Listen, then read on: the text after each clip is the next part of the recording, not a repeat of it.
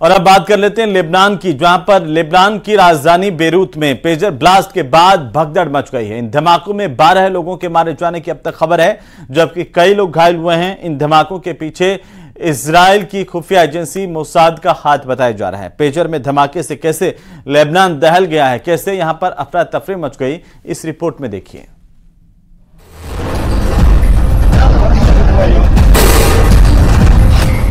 Pager धमाकों से दहला Lebanon. Hezbollah पर बरसे मौत वाले पेजर बम। बिना बारूद दहल गई लेबनान की राजधानी। धमाके की ये तस्वीरें लेबनान की राजधानी बेरूत की हैं, जहां खौफ में लोग इधर उधर भागते नजर आए। धमाका ऐसा हुआ कि हर जगह चीख पुकार मच गई, पल भर में अफरा तफरी मच गई। कुछ लोग अस्पताल की तरफ भागते दिखाई दिए तो कुछ लोग अपनी जान बचाने के लिए सेफ जगह की तलाश करते दिखे। लेबनान में सीरियल धमाकों का ये नया चैप्टर है, यानी ऐसा धमाका जिसमें बारूद कम विस्फोट ज्यादा हुआ।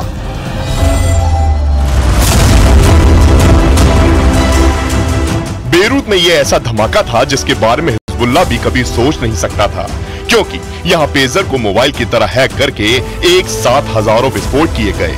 और इसे अंजाम कैसे दिया गया उसे हम आपको आगे बताएंगे, लेकिन उससे पहले धमाके की इन तस्वीरों को देखिए।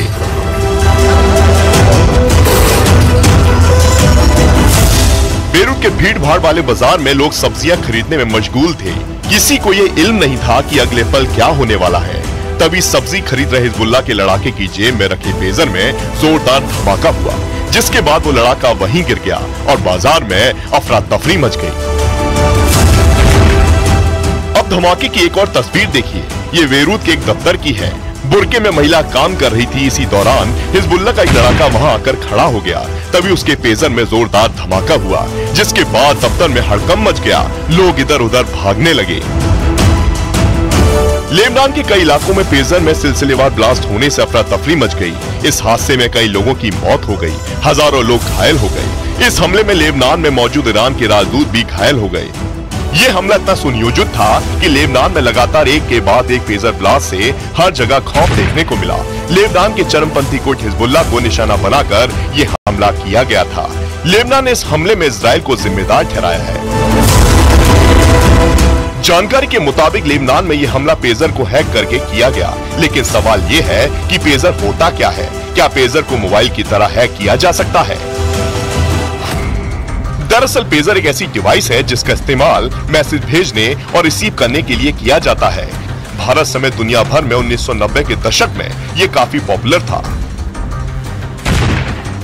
चूंकि पेजर का सिक्योरिटी सिस्टम बहुत ज्यादा मजबूत नहीं होता, इनका सिस्टम इनक्रिप्टेड नहीं होता, जिसकी वजह से इसमें मौजूद डेटा को कैप्चर किया जा सकता है। इसके बाद हैकर्स अपनी कमांड दे सकते हैं।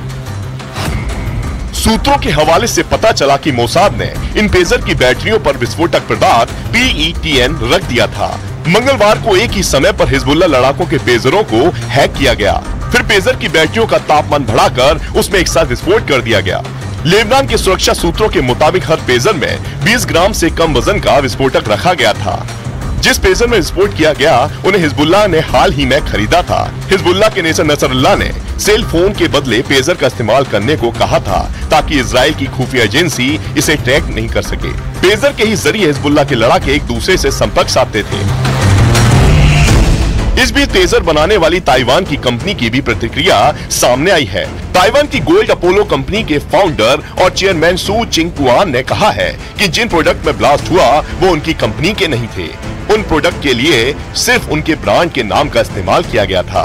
उधर हिजबुल्लाह ने इजरायली पेजर ऑपरेशन में मारे गए अपने लड़ाकों और घायल लोगों के प्रति संवेदना प्रकट करते हुए एक बयान जारी किया है। हिजबुल्लाह ने फिर से पुष्टि की है कि वो गाजा में हमास के समर्थन में इजराइल पर हमला करना जारी रखेगा और इस हमले का करारा जवाब देगा। जबकि लेबनान ने पेजर अटैक के बाद इजराइल की सेना ने सुरक्षा हालातों की समीक्षा की और जनता को सतर्क रहने के लिए कहा है।